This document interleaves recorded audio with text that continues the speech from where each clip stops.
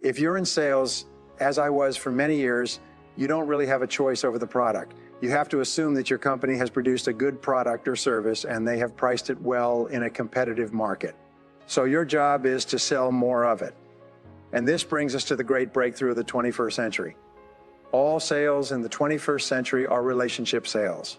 They're relationship sales, which means that people do not buy the product or service. They buy how they feel about the person selling it. Then the product or service becomes important. So the first job of the sales professional is to take the time to develop a relationship of trust and credibility with the prospect. Sincerely, in sales and in life, credibility is everything. Your trustworthiness, your believability, how much I can trust you, how much confidence I feel in dealing with you is the most important single factor, not only as a salesperson, but as a human being. So you will find that your very best relationships in life are with people with whom you have this perfect trust relationship, your spouse, your best friends, your best customers. You have relationships. I work with people on multi-million-dollar deals whom I've never met on the telephone or by email because we have a trust relationship and we can enter into agreements, make commitments, spend money, and put in hours because we trust each other. There's no problem. So trust between a customer and a salesperson is really important. Can you build trust by asking questions? Not by talking about your company or your service, but by asking really good questions and listening closely to the answers and working to understand your customer.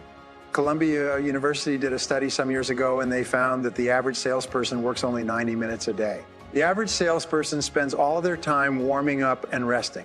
The average salesperson makes about 2 calls a day, 1 in the morning, 1 in the afternoon, and in between, they're getting ready, making excuses, drinking coffee, eating the paper, checking their email, reading spam, and so on. But they only work 90 minutes a day. They did that first study in 1928, and they've upgraded the study year after year. The latest one was about 2008, and the average salesperson still works 90 minutes a day. So all sales incomes are diluted down to 90 minutes a day.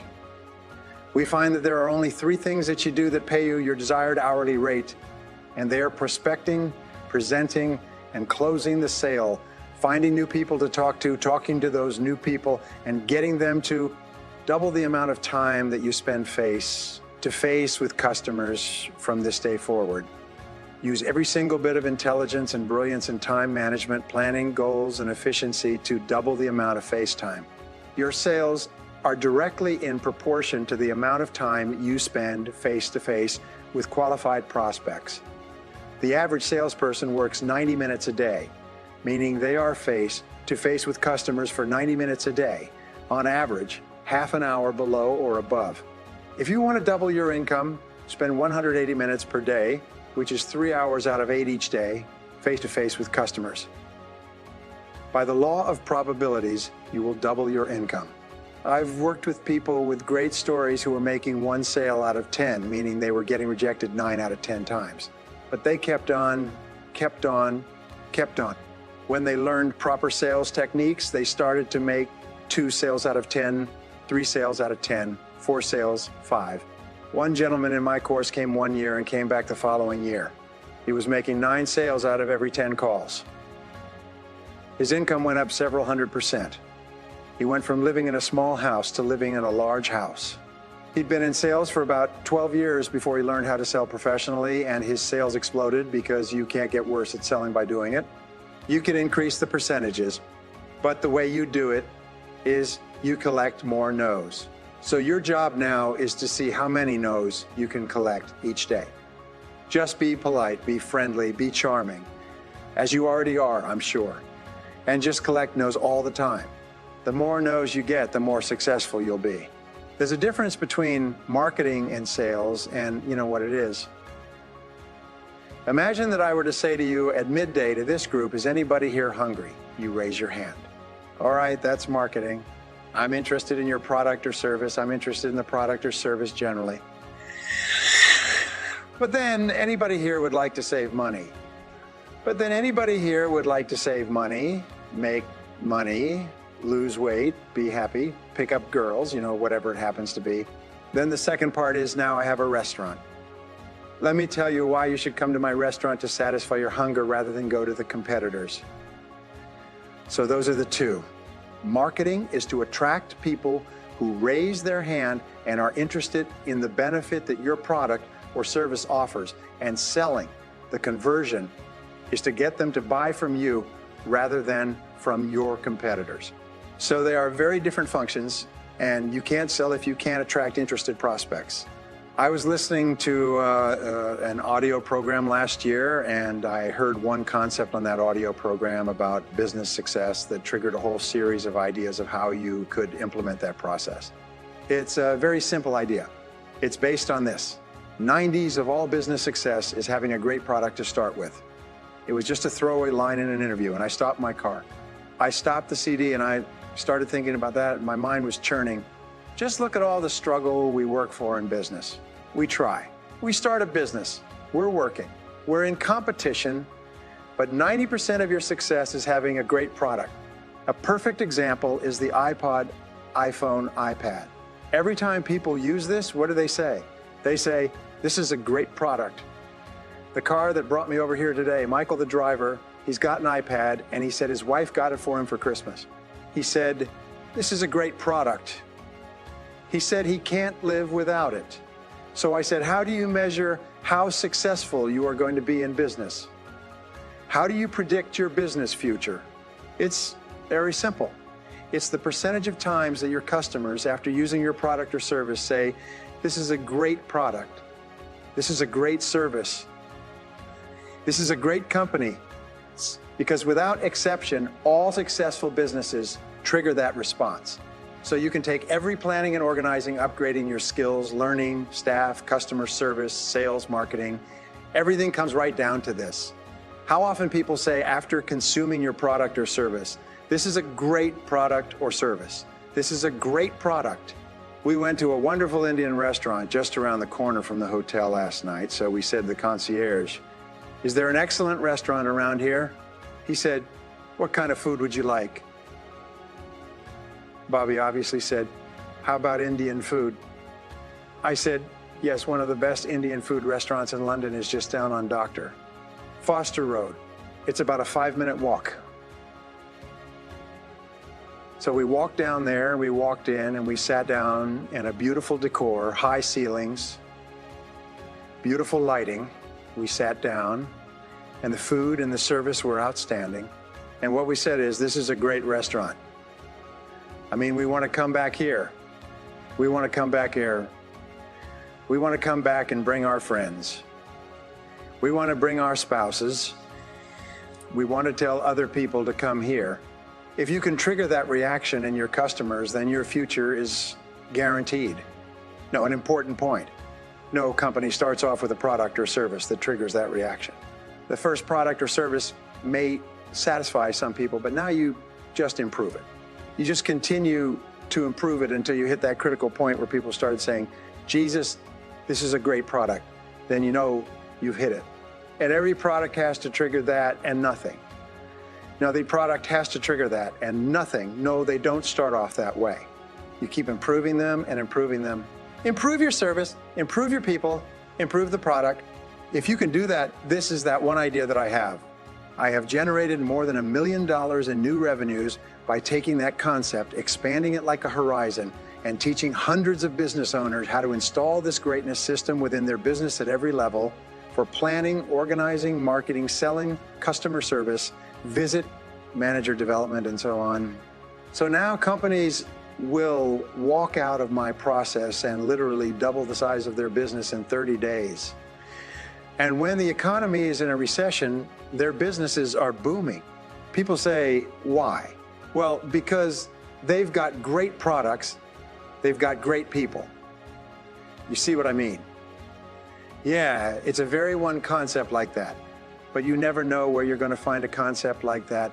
So you've got to be like a radar scanning the horizon, looking for those kinds of reading, listening, talking, asking questions. And every so often, good morning, like the lightning strike in the cartoon, you get this lightning strike. One idea can save you 5 or 10 years of hard work. Sales is the ultimate default job in our society. Nobody goes forward into sales. We fall back into sales when nothing else is working. It's like driving a car and backing up and hitting something. Boom, you get out to see what it is. It's a sales job. And so we say, well, I will give that a try and see what happens. And sometimes your friends say, when are you going to get a real job? Because some people don't believe that sales is a real job. I came from a poor background. My parents never had any money. They were working people. My father was a carpenter. My mother was a nurse. I left school without graduating. I worked at laboring jobs for several years, and then I got into sales when I could no longer find a laboring job, like most people in sales today. And then I started asking a question which changed my life. And the question is, why is it that some people are more successful than others? Why is this? I looked around me and I saw people, and I was 23, 24, typically younger than me, doing better than me because some of them were dumber. And they weren't any smarter than me because some of them were dumber. One of the things I say is, nothing will make you madder than to see somebody who's dumber than you, is doing better than you, is doing better than you. And you say, how can this idiot be doing so? Well, I began asking this question in selling. I began asking, why is it that some salespeople are more successful than others? And I did something that very few people ever do.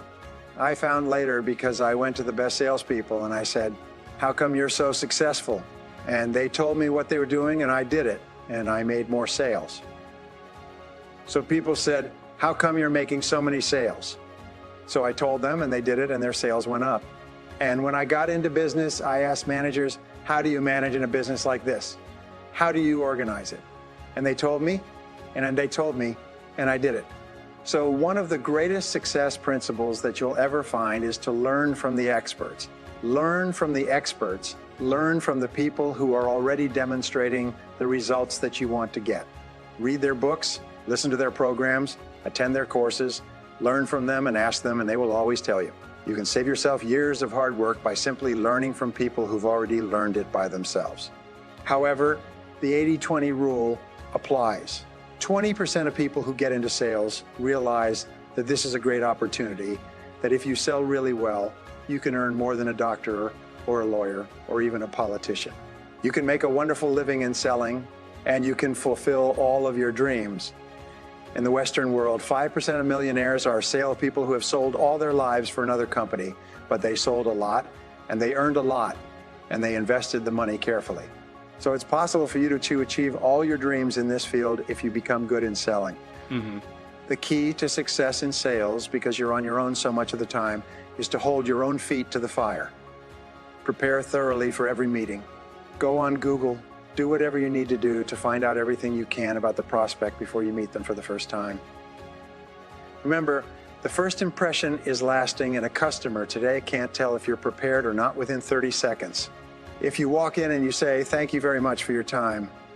I had no idea your company had been here for 33 years. You have 270 people and 12 ranches, and your best-selling product is this and that, and it won one quality award last year.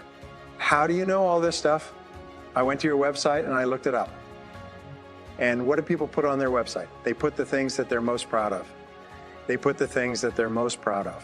That is, we call this the bragging page. They put things on their ranking page. So you go to their website and you'll learn the things that they are most proud of as a company. And if you feed it back to them and say, look at your website. Wow, that's pretty good material. I see, gee, we can't even get our own people to look at our website, much less outside people. And you know what?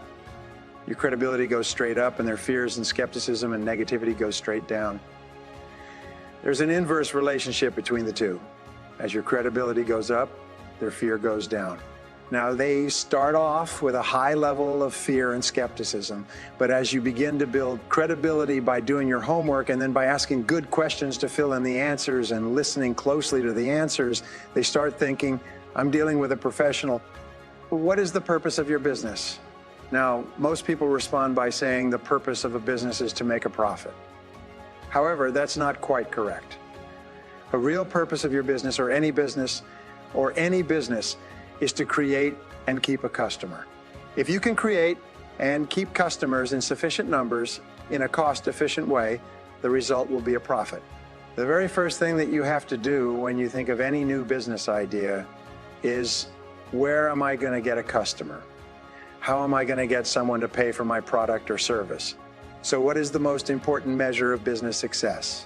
The answer is customer satisfaction.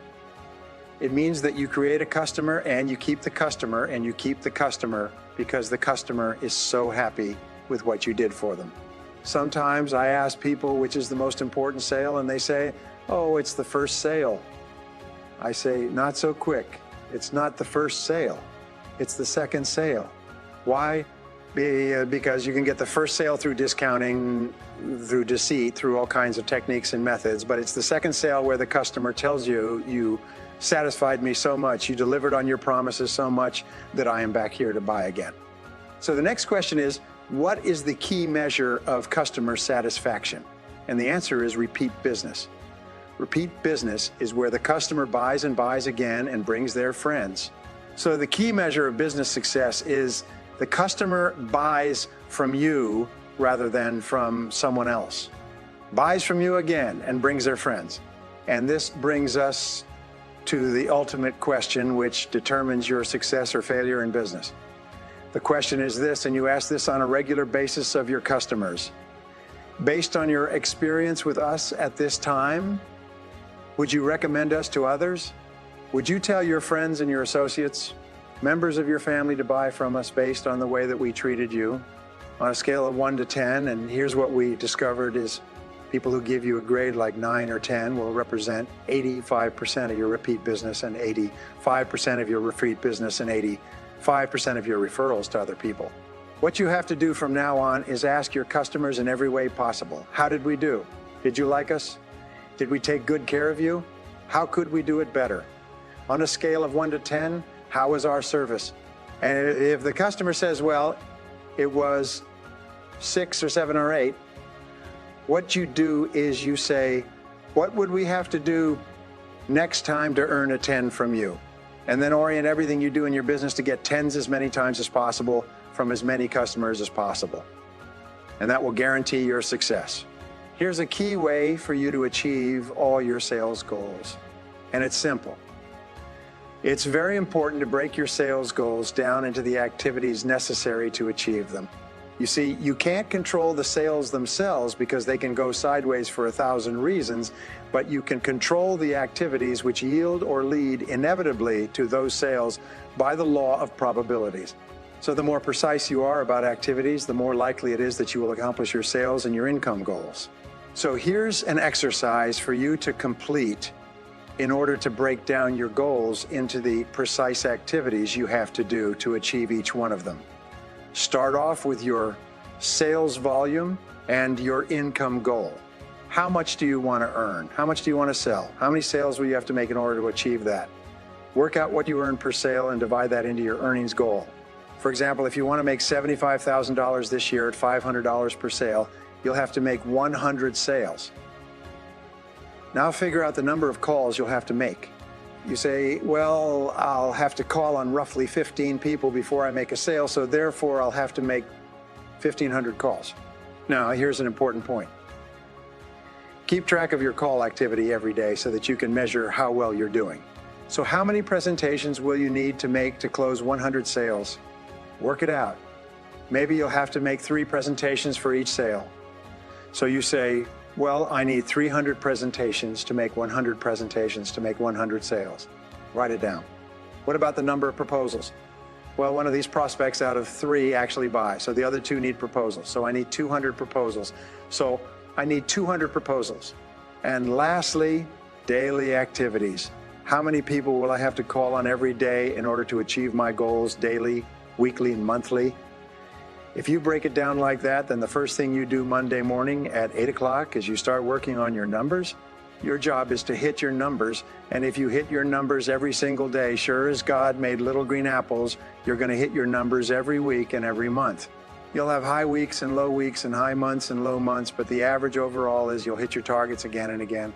See, the big mistake we make is we don't get our numbers on Monday or Tuesday or Wednesday, and then we really pour it on Thursday and Friday.